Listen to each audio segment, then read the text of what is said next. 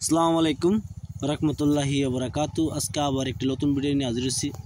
আজকের ভিডিওটা হলো আপনার কিডনিতে যদি পাথর জমা হয়ে থাকে, অল্প অল্প পাথর আছে, বেশি না, ধরুন গিয়া 1 mm 2 mm যদি পাথর হয়, ইনশাল্লাহ এই যে গাছটি দেখাবো আজকে দিব পদ্ধতি দিব, এই পদ্ধতির দ্বারা ইনশাল্লাহ আপনি পেটের পাথর দূর করতে পারবেন,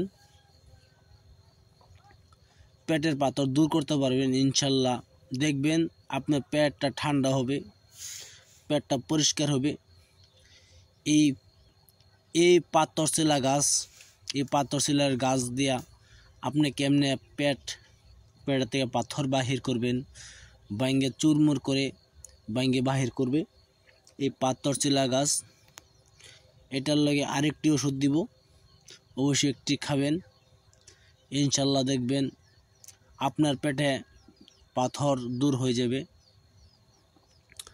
আমি কয়েকটি ওষুধের নাম বলে দিব আজকের মাঝে, আপনারা শুনবেন অবশ্যই।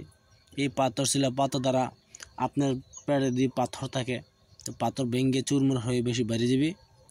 আরেকটি, আপনারা লেম্বু সবাই চেনেন, লেম্বুর দ্বারাতে আপনি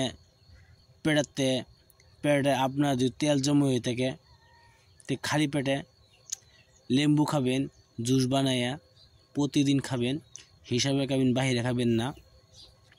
দেখবেন ইনশাল্লাহ আপনার পেটেও তেল জমাটা বাইরে যাবে। আর তেল বস্তুটা এরম বহুত খারাপ। আর একটি, আপনার কিডনি যদি পাথরও থাকে ইনশাল্লাহ পাথর ভেঙে যাবে। এই লেম্বুর তারাতে লেম্বু খাবেন, সবসময় লেম্বু ইউজ করবেন। আপনার সকালে খালি পেটে কুসুম গরম পানি দেয়া লেম্বু খাবেন, ইনশাল্লাহ আপনার পেটের তেল বাইরে হয়ে যাবে। আর কিছু যদি আপনারা কাজ করতে চান, কিছু জিজ্ঞাসা করতেছেন, তা জিজ্ঞাসা করতে পারবেন। আমার নম্বর হলো 9101560711। এটা হলো আমার নম্বর, প্রাইভেট নম্বর, চাইলে ফোন করতে পারেন, হোয়াটসঅ্যাপে করতে পারেন। আমার বাড়ি হলো নগাঁও জেলা চাপের মুখ, আমি থাকি ডালিমবাড়ি আমার ঘর।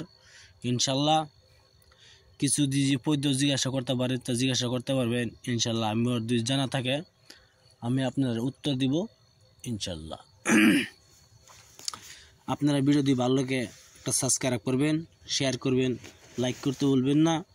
আপনারা বহুত ভিডিও দেখার জন্য বহুত বহুত ধন্যবাদ। আপনারা ভালো থাকেন, সুখে থাকেন। আসসালামু আলাইকুম, খুদা হাফিজ, নমস্কার। আশা করি আপনার বেমার ভালো হলে বহুত ভালো হবে ইনশাল্লাহ। আপনারা সুখে থাকেন। আসসালামু আলাইকুম, খুদা হাফিজ।